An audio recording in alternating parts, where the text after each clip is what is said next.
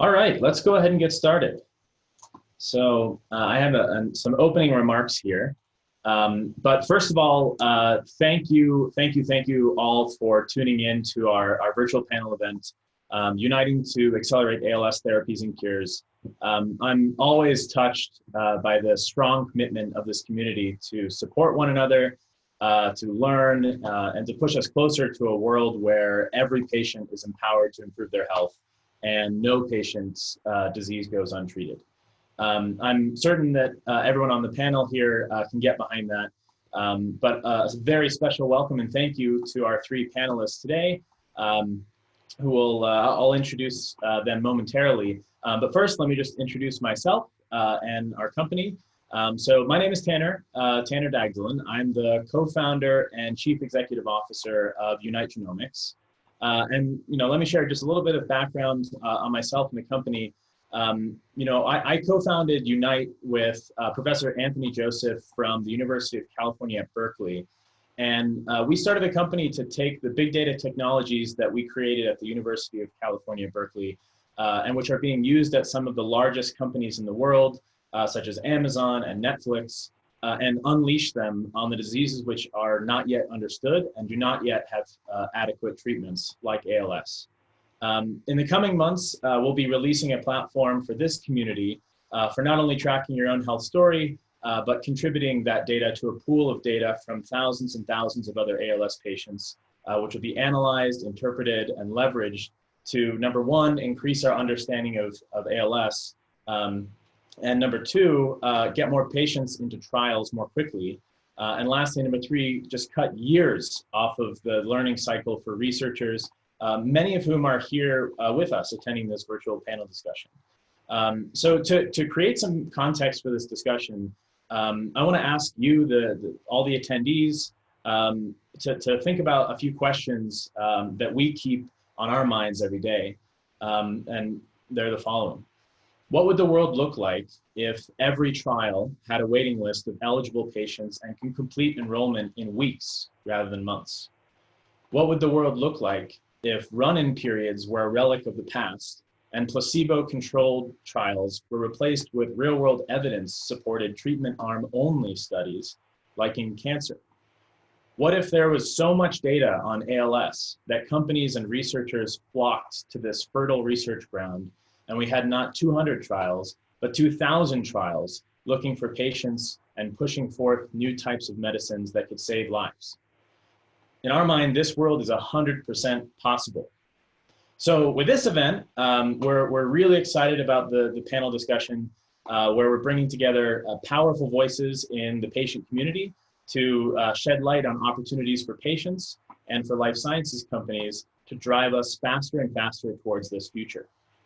Now, just to talk some logistics about how this event will go. The two topics we'll be focusing on today are one, trends in how patients are finding, accessing, and participating in therapeutics trials in ALS. And two, opportunities for patient participation during and after COVID-19. So we've received a lot of interest in this event. So if anyone has friends or colleagues who are unable to join this Zoom session because it says it's at capacity, rest assured that Zoom will direct them to our overflow live stream on YouTube, so they can watch it there as well. We are going to reserve the final 10 to 15 minutes for Q&A from the attendees. So as an attendee, you can submit any questions at any time throughout the discussion by clicking the Q&A button at the bottom of your Zoom window.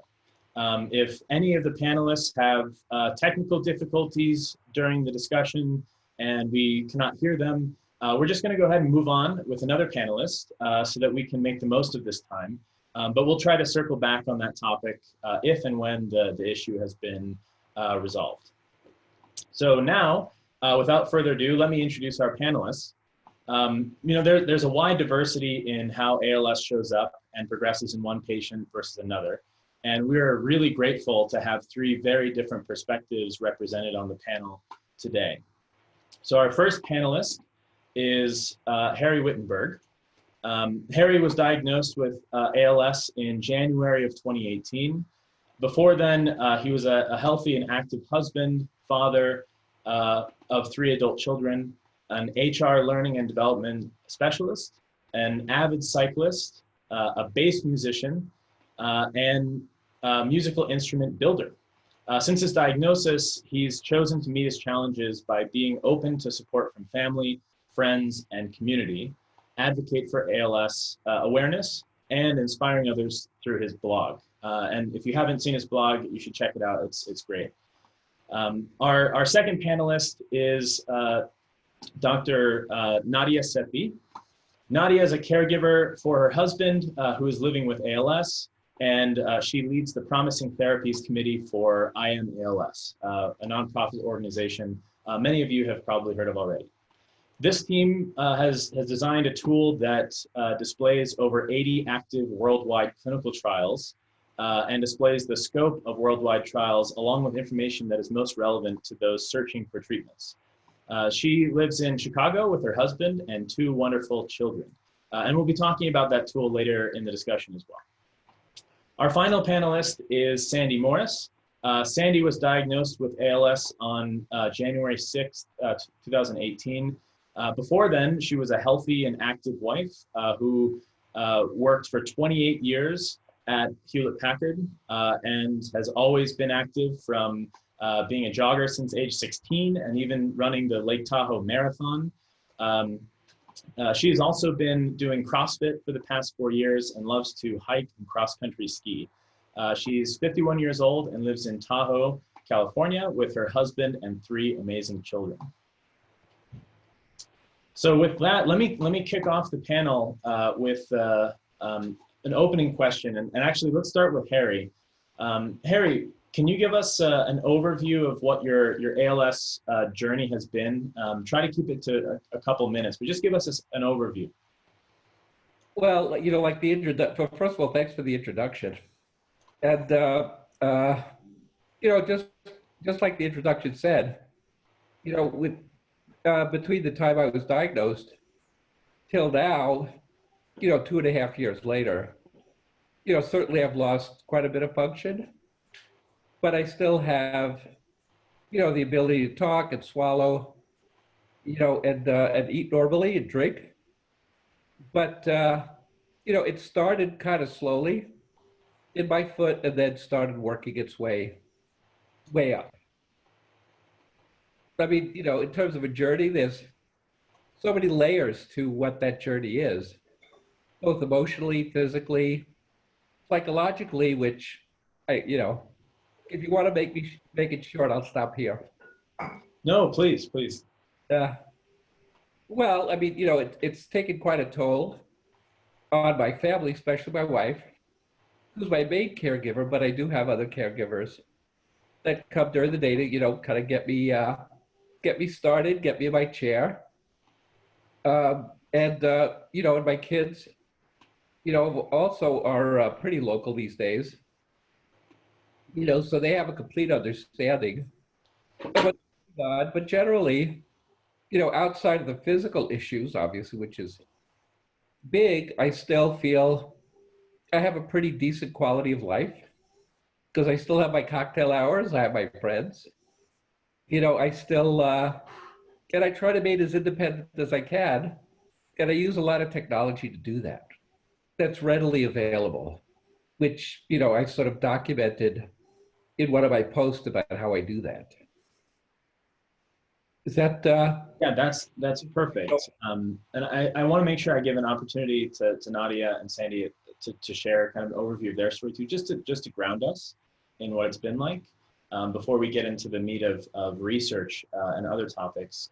So Nadia, do you want to take us from here? Yeah, so my husband's symptoms started in February of last year, which is a very tiny bit of weakness in his thumb.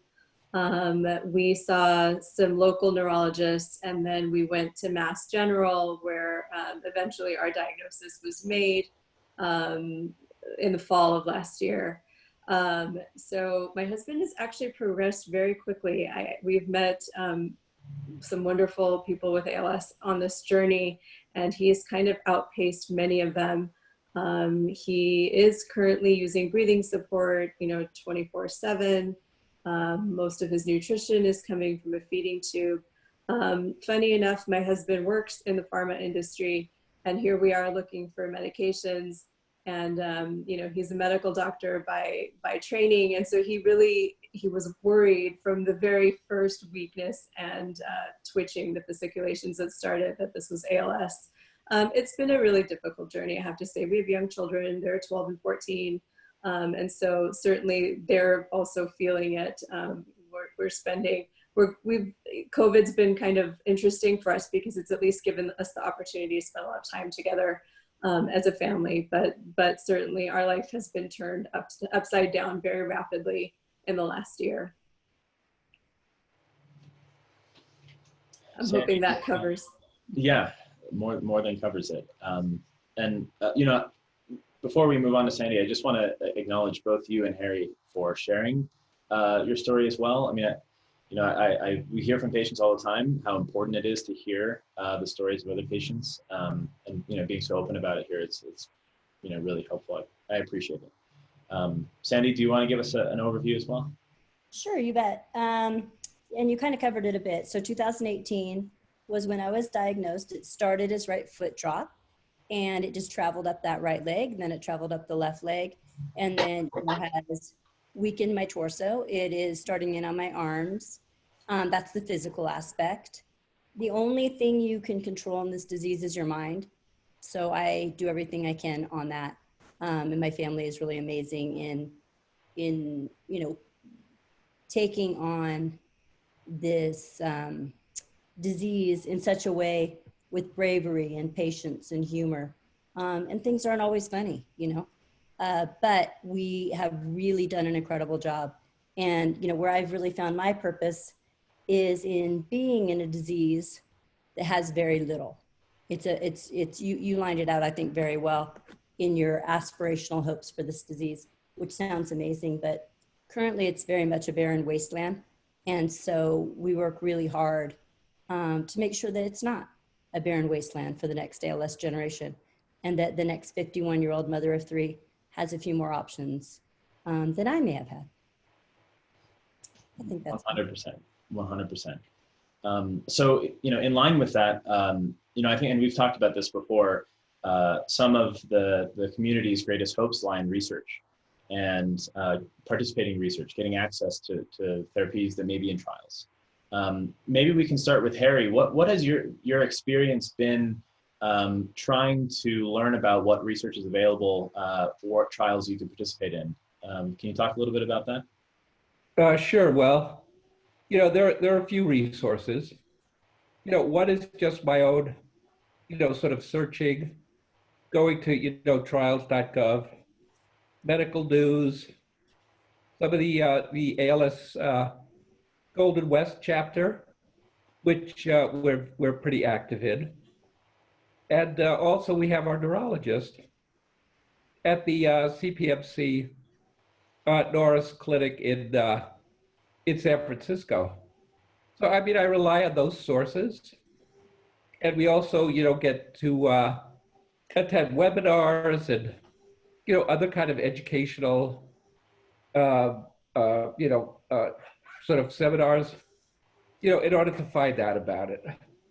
But like Sandy said, you know, as much as we see out there, they all sort of lead to the same sort of endpoint at the moment. You know, there's things going on, but, you know, very few things in the pipeline.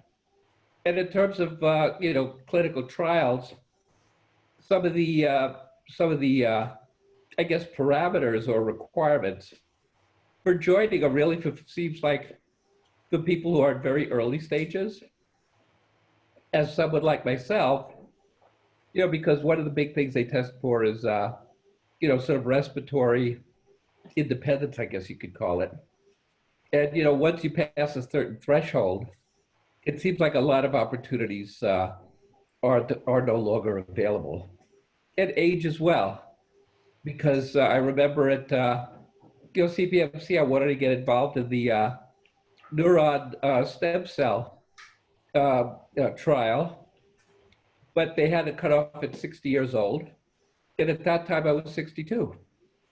And, they just kind of keep that pretty stringent, so there was no way to appeal it. So between, restrictions, endpoints, targets, there's a lot that's going on, but at least for myself, really none that I was eligible for. Yeah, I think so many patients have that same experience. Nadia, do you want to share some of the experiences you've had trying to get your husband into trials as well, and then we'll go on to Sandy? Yeah, we tried very hard to get into some trials right around the time that he was diagnosed. It was not an easy task by any means. There was a lot of phone calls that went out, a lot of emails, and then you're kind of holding your breath and waiting for people to call you back. And sometimes they do, and sometimes they don't. And it really took a lot of persistence. I think there was one center that I called that I still have, they never responded, which was very frustrating because you really do feel like your life is in their hands, whoever this person is that you're trying to reach. And you're really at their mercy, and every day there would be a little more decline and we're waiting for calls back and emails back. That was very, very frustrating. There wasn't a whole lot of information out there. That was one of my biggest frustrations. We landed in ALS world in 2019, and there was so little information about trials, and the two drugs that we have, don't do a ton for us. And so that was one of the reasons that I came up with the tool that I did, and I'm hoping that it's going to be a big help. But it is very difficult. It was difficult for us to navigate clinicaltrials.gov, on our own, even given that we have a scientific background. And so there really is a need to get the information out in a more friendly way for clinical trials. And then my husband's disease course has progressed so rapidly that he is ineligible for trials at this point. And so I think the other side of that is that happens as well. I know a lot of people time out at 1.5 years or 2 years, and they're not eligible for trials anymore. But here we are, about 8 or 9 months post-diagnosis, and guess what? He's ineligible too. So that's been tough. It's been very, very difficult, and I think that's something that needs to change. Yeah, Sandy, do you want to add to that? You bet. I was lucky enough to get into the neuron clinical trial, and it breaks my heart what Harry just said, and that's why we do what we do in the clinical trial team. Is that does not make sense to me that Harry could not get in at age 60. So unless you're scientifically justified, and if the clinical trial if the clinical trial is scientifically justified for a human age cutoff or a symptom onset, then that's fair. But if we're pulling a page from an old binder of an old trial, that's not fair. And that's really what we've been fighting for. This disease is incredibly heterogeneous. And so we all present and progress differently.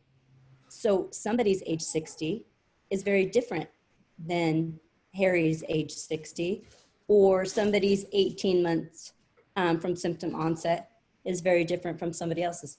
So we have to be very careful with that. And we've been nails in that in the clinical trial team that I work on. We've set forth those design elements to say, it is okay if you include that as eligibility requirements. Do make sure that's scientifically justified. We can do better in this disease. With the tool that Nadia's team and herself have come up with, that's an incredible, you will save days and weeks of trying to figure out what is the right treatment or trial to be in. And then in what we've tried to do in the patient-centric trial design ratings, it's really making sure that drug sponsors are creating clinical trials that are made for humans and not for zebrafish. Let's dive in on this topic a little bit further too. So, why don't we start with you, Sandy, and then I think Nadia will jump in and talk about the tool that you guys are developing. But let's say there's a brand new diagnosed patient, doesn't know much about how to get involved in trials. Where should they start? If they're totally new to this whole world. Yeah, if you want me to take that first. I mean, in the olden days, what they've always said is clinicaltrials.gov. That is not an entirely intuitive way to find trials. It's not easy to compare trials. It's not easy to know what your choices are. In ALS, you pretty much have one shot at a trial. So you are going to want to know which one is right for you or which one feels like a good use of your time. And it does take time, it takes effort. And when you're being crippled and muffled, it's more and more difficult to get to these clinical trial sites. So I guess what I'd like to say in, coming forth with what we have, and I'm gonna let Nadia, take the floor on this, but we've combined over 83 different treatments across the world, showing the varying stages of the trial, the phase that they're in. And I think that is a great place to start. But always, you want to be working obviously with your neurologist, with your doctor, and going back and saying, look what I found. What do you think? This is where I think there's some advancing science. In a disease that has so little, really your only hope is investigational therapies and getting that into your body as quickly as you can. Nadia, I'd love if you would take over here. Yeah, so yes, everything that Sandy said. So what we're trying to do is put all of that information together for people. And we're not, this isn't something that you're gonna use independently of your physician, for sure. This is a tool to find the information and then take it to your neurologist. In my personal experience, and also talking to so many other people where I'm very active on social media, I've made a lot of wonderful friends in the ALS community. A lot of times we're not getting this information from our physicians. Unless you go to a research center, a lot of people with ALS hear very little about trials from their clinics. And so we're hoping, and many people, especially in earlier stages, are willing to travel to enter a trial. So even if you're at a research center, you may only be hearing about trials that are local to you. And so by putting all of this information together, we're hoping that this will be a good starting point for people to really have a comprehensive view of what's happening, everywhere in the world, so that they have the information in their hands and so that they can have a more informed discussion with their medical care team and ask about treatments and other options that may be out there for them besides the 2 drugs that we have. So there's no reason for us in this terrible illness not to know anything about trials. It is really our hope lies there to get new treatments, to have a chance to live a little bit longer. I know, from personal experience that we would do anything. We would be willing to try anything. And it feels much better to try something than to just sit and do nothing. And so we're hoping that with this tool that people will at least have better access to that information in their hands, and they'll be able to see right off the top what their chance of placebo is, whether there's an open label extension at the end of the trial, how long the trial is, how much of their life are they dedicating to it, how are they getting the drug into their body, is it by mouth, is it by intrathecal injection? So those are things that aren't always clear when you look at clinicaltrials.gov and are so important. Those are probably some of the most important things to us as patients. And so that's the information that we're highlighting with what we did with this tool. So where can patients find it, and when will it be available? We can also make sure to send out a link after all of this is over to all of the participants. But for those who are interested right now, can they find it now, or? We are almost ready to get it launched. It should be coming out anytime now. So it's pretty much ready to go. And it is going to be something that's updated continually. And so we're going to try to keep it as current as possible. But yeah, it's not currently public, but it should be going out very, very soon. And we will keep you posted for sure. Okay. So keep an eye out on the IMALS website to find it. Okay.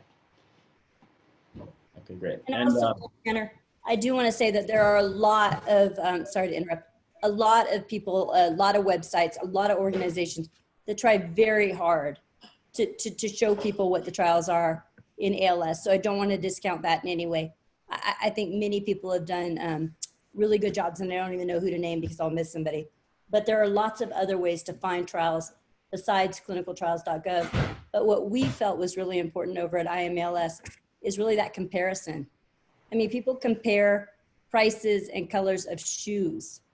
You really should be able to compare what you want in a trial, how long you're willing to travel, how long you're willing to be there, what's the placebo usage you'll put up with. We really want that side-by-side comparison for ALS patients too.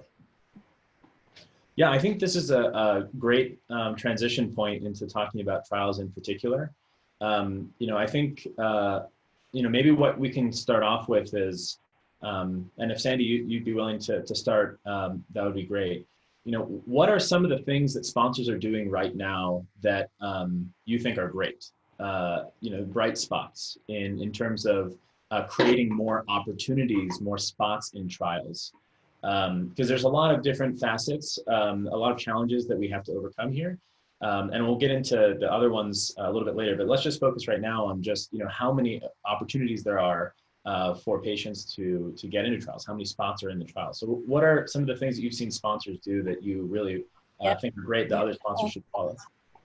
We have worked with over 22 drug sponsors, and some of them are absolutely amazing. I mean, we feel like they're singing to our hearts in what they're saying. They don't like placebo usage either, but we understand that it is a science experiment and there needs to be a control. We don't always agree with what that control is, but the one thing that I see sponsors doing that I think is, incredibly important, but is open label extension. You have to have that post-trial treatment for those that think that drug or therapy may have done something for them. That's critical. The really exciting part though, I mean, I feel like open label extension is really has to be a part of a trial, frankly. But the exciting part is expanded access program. And that is where, if you don't make it, like if Harry didn't make it into Neuron, there was a small EAP program that he could have went into. And that drug sponsor has the ability to collect real world evidence, on that, but also really a humanitarian effort, showing that we realize some people, by the time they're diagnosed, they're already out of a trial. They're already 2 years past. I mean, it's an incredibly cruel disease. And just like Nadia said, people believe that your life is in their hands and then you get disqualified from a trial. That's crushing. Have a small expanded access program for those that didn't make it in. And we need to really make that the new norm in ALS.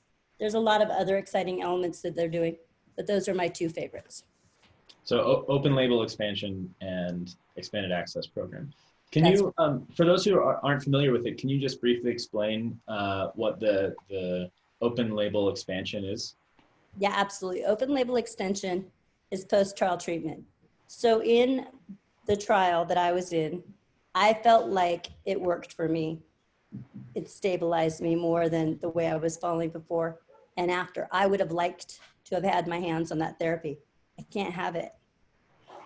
So it is pretty rare these days that there isn't an open label extension in clinical trials, but we do have to make sure that that's extinct. People need to be able to get the drugs that they sacrifice their life for if they want to, if they feel like it benefited them. And so that's what open label extension is. Expanded access is the opposite. It's still getting the drugs outside of the trial. So it's still for patients who don't fit the normal enrollment criteria of the trial. Yep, still FDA approved. They can get the drugs outside of the trial and still be measured in some way, which is really important for drug sponsors too. And very, very important for people that are in 100% universally fatal disease. That's how your company really shows that you have a heart.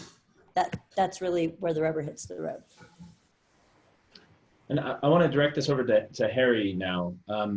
Harry, you've participated in some research yourself. What has been your experience? What have the sponsors done that you really appreciated in the research that you participated in? Well, really the only research that I've been a part of is the, sort of the ALS. ALS TDI, right? TDI, yeah. So I take the surveys, I do the speech tracking, and I've been doing that almost since I've started. And, you know, there's not a lot of feedback. I mean, it's really just a one-way interaction where basically I just go in and I fill out the information and, you know, I can track my own progress, but where it's going and what's being used for, I don't really get very many updates.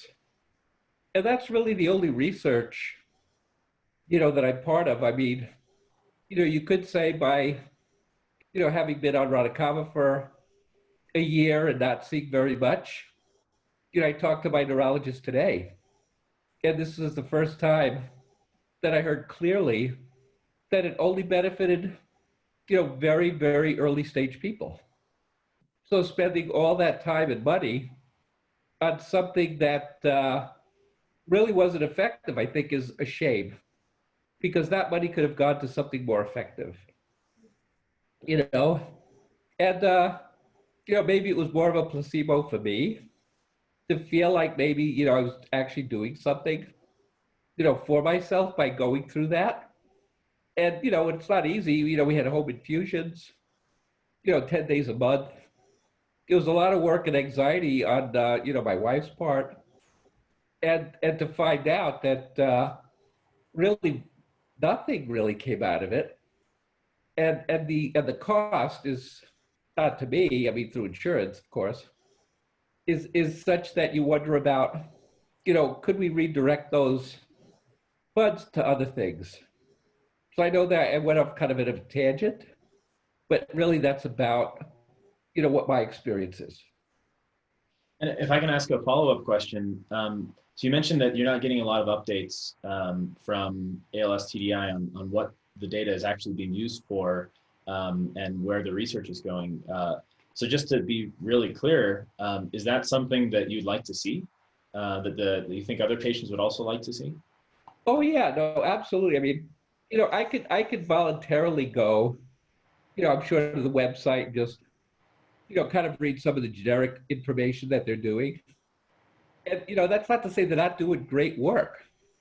I mean, they are, but, you know, from someone who's giving and being loyal to them, you know, it'd be nice to kind of get that reciprocation of information, sharing, you know, whatever that would, you know, make me feel like, you know, I'm not giving and not getting anything back. Nadia, did you have anything you wanted to add? I feel like I've seen kind of an attitude since entering the ALS world that people with ALS aren't interested in the science and the research. And to what Harry is saying, we are, and we want to be as involved as possible, and we love the communication. We are hungry for information. I say this over and over again. People cling to, you know, I run a Facebook group of over 1,000 people, and we see, you know, press releases with really small amounts of information, and people are all over it because we really want to know what's happening in the ALS world. So any communication, any of our own data, like what Harry is talking about, that's valuable information to many of us. We want to know what's happening. We want to be part of it. We want to hear what it's being used for, how it's being used, and in every aspect. We want to know what's upcoming. We want to know everything that's happening in the ALS world because our lives depend on it. So, you know, along those lines, why don't we start with Sandy again? You know, what are some of the things that you'd like to see more of when it comes to creating trials that are more human-centric, patient-centric, making them more attractive for patients, prospective participants in the research? Do you have 2 or 3 that you want to list? Actually, I have 9 because what we did, and you know, I don't know if I can spill them all off. I should be able to. It's kind of embarrassing, but I can't. But we've been working on them for 2 years. And again, they're the patient-centric trial design, and the drug sponsors have been incredibly receptive to them. I already spoke to the top 2, open label extension, expanded access, control of your placebo usage. Please don't do 50-50. That's ridiculous. If somebody told you that you were about to get married and pretty sure 50-50, a year later, he or she would be gone, you wouldn't think that was a good deal. Don't do that in a terminal illness either. 33% or less is what's acceptable today, and we can even do better than that. Understand that this disease is very heterogeneous. Understand what you think your drug is going to do in this disease. Don't waste our time. If you know that I may not be the subset of ALS patient that your drug is going to use, please don't put me in your trial. Please do not use unreasonable eligibility criteria. Don't use human age cutoff. Don't use symptoms from onset, unless you really understand that that's what you need.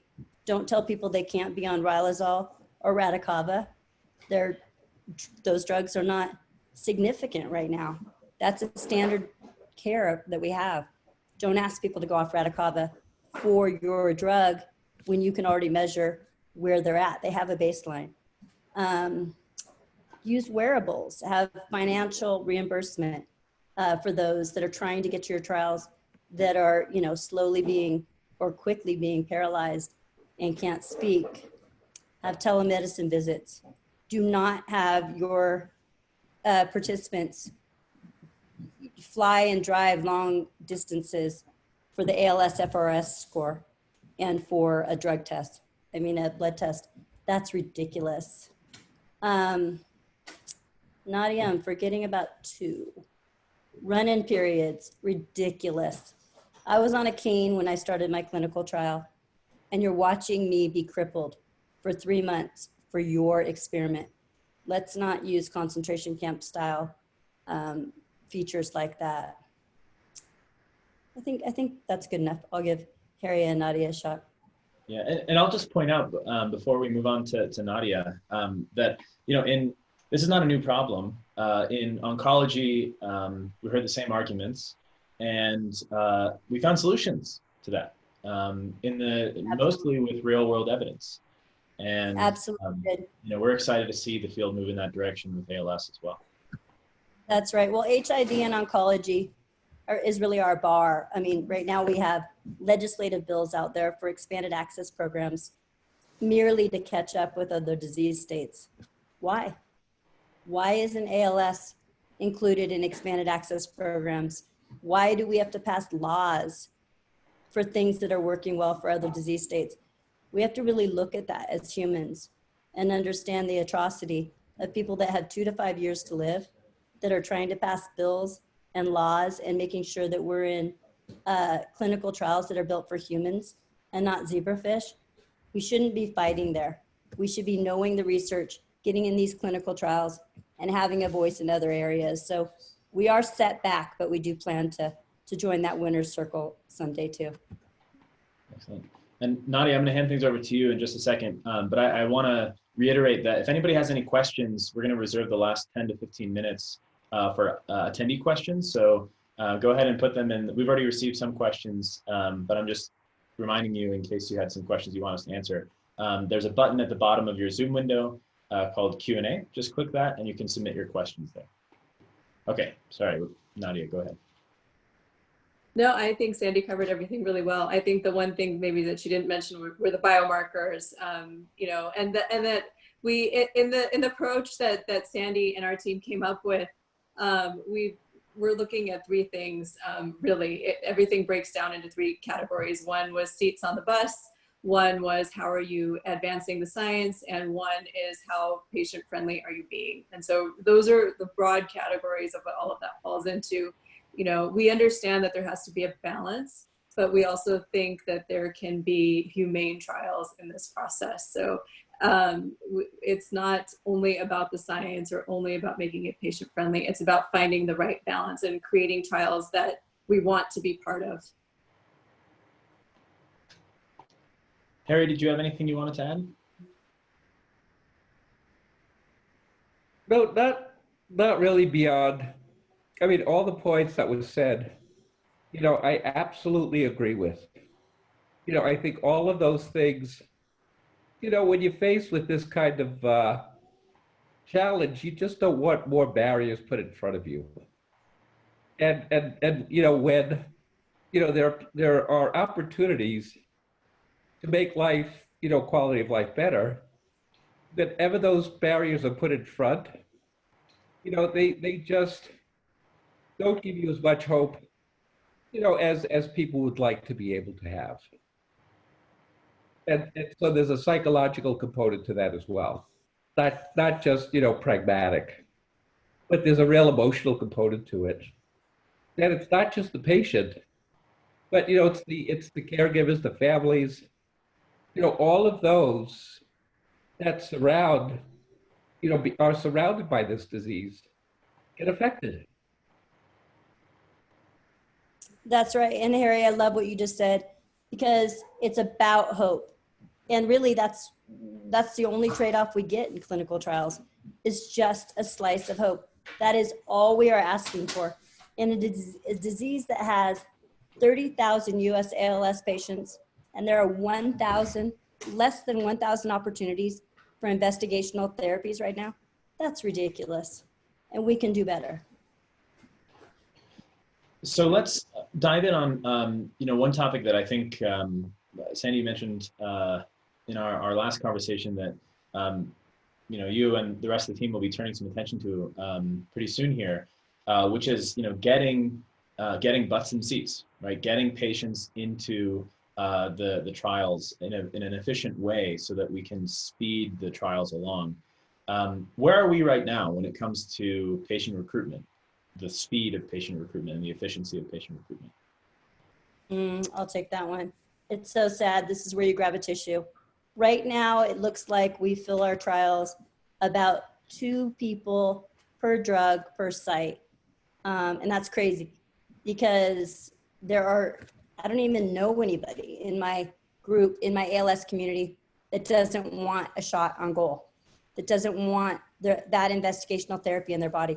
So I really, truly don't believe, going back to what Nadia and Harry have already said, I truly do not believe that patients I think there's a huge high risk benefit ratio for us to get into these trials. So we are now looking at that, now that we've already changed the FDA guidance, said what we want in clinical trial design. And now Nadia's group has, where you can find this. We'll be looking at the clinical trial experience and understanding why 2 per drug per month. I think one of the more exciting things that has ever happened to this disease is just about to start, and that's the platform trial, the Sean Healy platform trial over at MGH. And many of us are on their patient advisory board, and they have very generous eligibility criteria. And they will be looking at those drugs quickly. They will be having 3 to 5 drugs at any given time. And you can go right back into that trial if you want to try another drug, or you can use open label extension. So I believe that they've set the bar very high for us. So you said, just so that everyone hears it, because I think it's a really important statistic. Today we're at 2 patients per trial per month. So a trial is really only recruiting 2 patients per month. It's an anemic rate. And it's very expensive for our sponsors, and it's deadly for our patients. So we intend to change that. Yeah, we'll be right there with you. Nadia, do you have something to add? No, I think Sandy covered that beautifully, actually. Yeah, and if I'm going to be quiet, then that means that it really was said well. So yeah, she's amazing. Harry, did you have anything you wanted to add? I mean, not in terms of what Nadia and Sandy are working on, which I think is incredibly exciting, incredibly healthy. I mean, helpful, really, because I've been to this site, I've read through everything, and I think it's wonderful. What keeps me going is I do my own advocacy, which I think a lot of patients have to do. And certainly my wife is the bulldog in the family. So she really does it. But, I've been writing to my own representatives for all of the ALS, laws that we want to pass, not just citing surveys, but literally writing directly to them. The other things that I do, my blog, I think has really brought a deep awareness to a lot of people, and that's part of my advocacy. And also, just trying to be honest about what this is, because I think, it's a scary thing for a lot of people. Certainly was for me. That was the last on my list, for sure. But and I see that there is an openness to it. A lot of our friends have been so amazingly supporting, loving, and treating like life still goes on. But that's part of the hope factor, right? Besides what might help you, it's how you help yourself and how you breed awareness in the hope that someday this gets out of the category of rare and into the category of, we got to deal with this. Yeah, I think, rare is not an excuse to not know about it. And it's not an excuse to not think about it. And I think the more people we can get on board with that, the better. So let's transition to some of the questions from the audience. Let me just take a look here. We did get a question about genetic testing. So, what has been your experiences with genetic testing, and what guidance, if any, has your physician given you about genetic testing? Who wants to start that off? I can start. We actually did have some genetic testing done when my husband visited Mass General. I haven't really talked about this publicly at all, but they did find a mutation, and there was really no family history that we knew of, and so we're kind of in a strange situation because our parents are immigrants. And so when we started digging and asking questions, it turned out that there may have very well been a family history, but we just don't have all the information to confirm it. But I think given the shock that we experienced from that, and I feel strongly that it would be beneficial to advance the science. And I know there's a lot of ethical questions that come up, and people don't necessarily want that information, and I understand that. But in order to advance the science, and with so many treatments now, we have treatments that are looking very promising that are targeting genetic mutations. And so without having that discussion with our clinicians, how are we going to be aware of those opportunities? I don't know. And our local neurologist here never brought up anything about genetic testing, and knew very little about it. So we were good. It was lucky for us that we got over to a research center, and actually led to an earlier diagnosis as well. And so for somebody, for people who are taking 2 or 3 years to getting diagnosed, this is something that can actually help get an earlier diagnosis and help you then potentially get into a trial while that window is still open. So that's my personal opinion on it, with the experience of having a positive result. And I think it's very important to do genetic testing for sure. Yeah, Sorry, go ahead, Harry. And bring her in on this one. Of course. Because we had thought about that too. Because I think early on we kind of knew that it was not a familial for.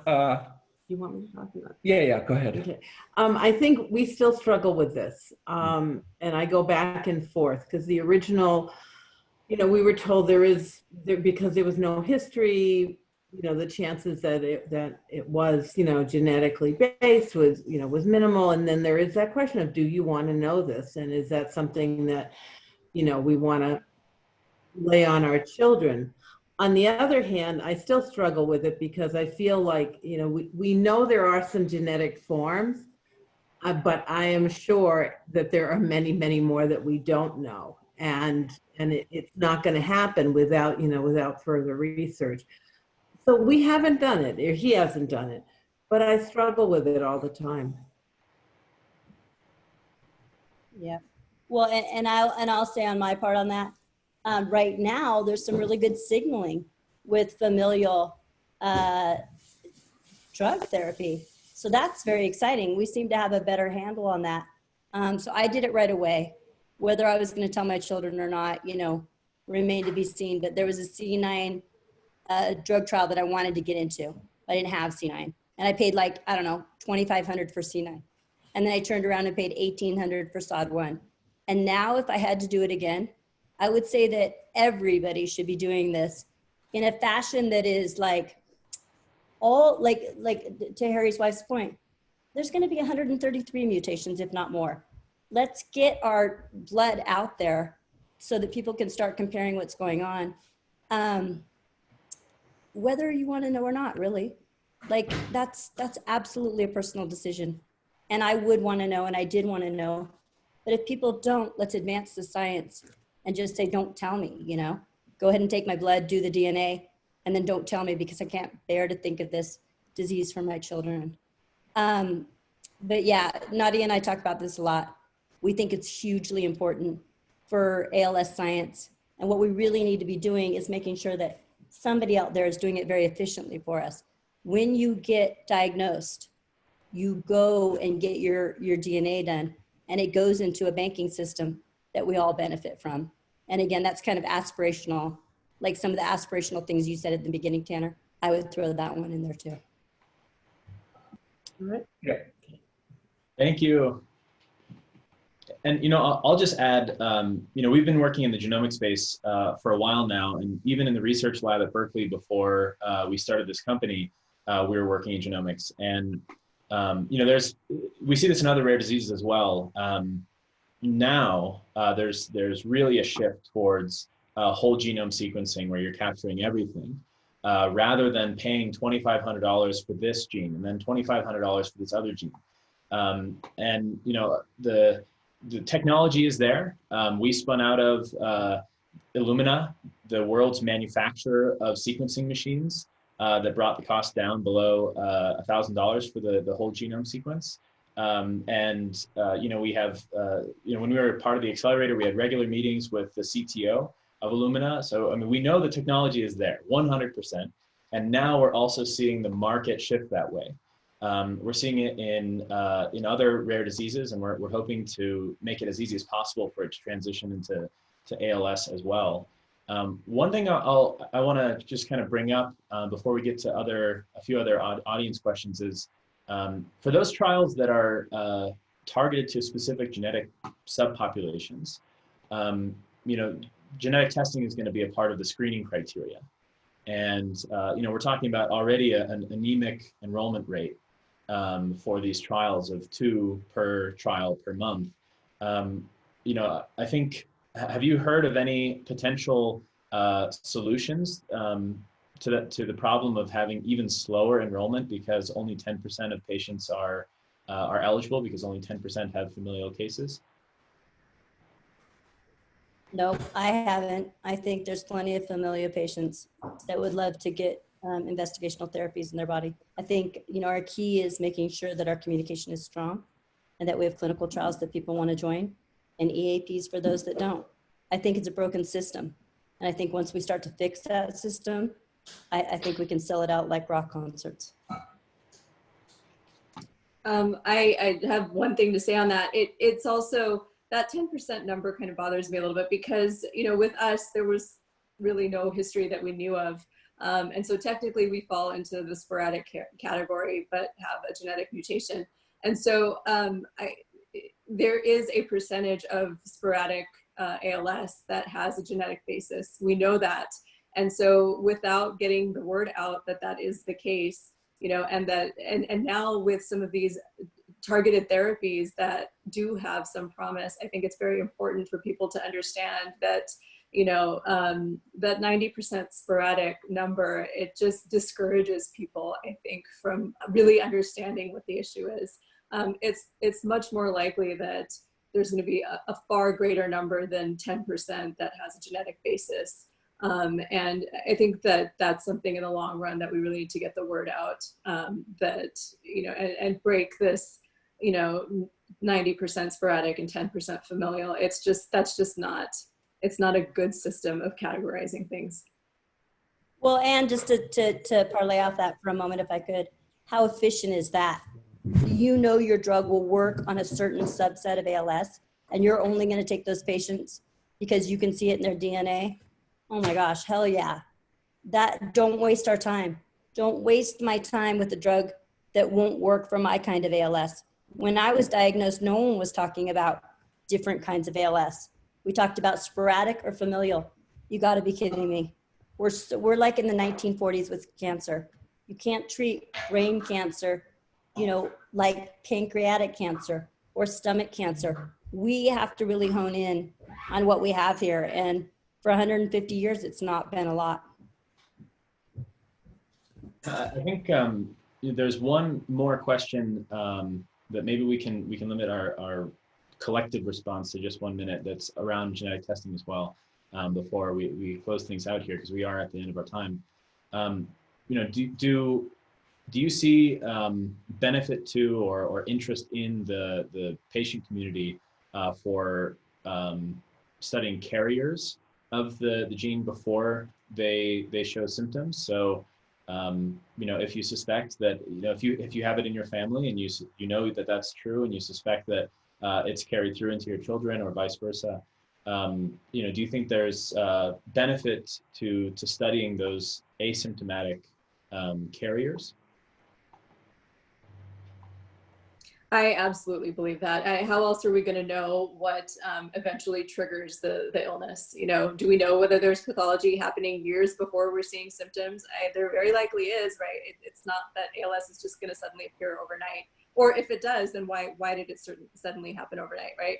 So, and I interact with people on social media all the time who are involved in some of these longitudinal studies, and I think they're just absolute heroes, because how else are we going to know? I mean, we're looking at, with so many drugs, mouse models and zebrafish and worms. I've seen fruit flies. They're not humans. The best way to do this is to look at how the disease occurs over time in people. And for those that are willing to participate in something like that, I think is absolutely an incredible gift, and they're just heroes. So, go ahead, Sandy. Nope, I was just going to say I agree. That's a controversial question, because nobody wants to think or know that they might have ALS or have the predisposition to ALS. So that's really hard, but we've got to advance this disease, because it is really, truly one of the most uniquely cruel diseases with absolutely nothing to show for it. So until we throw, that awareness, that money, that humanity at it, like other disease states have done so much better than us, we are not going to be able to advance. And it's going to take some big leaps. Yeah, and I think just to close things out here, if I can summarize some of the points.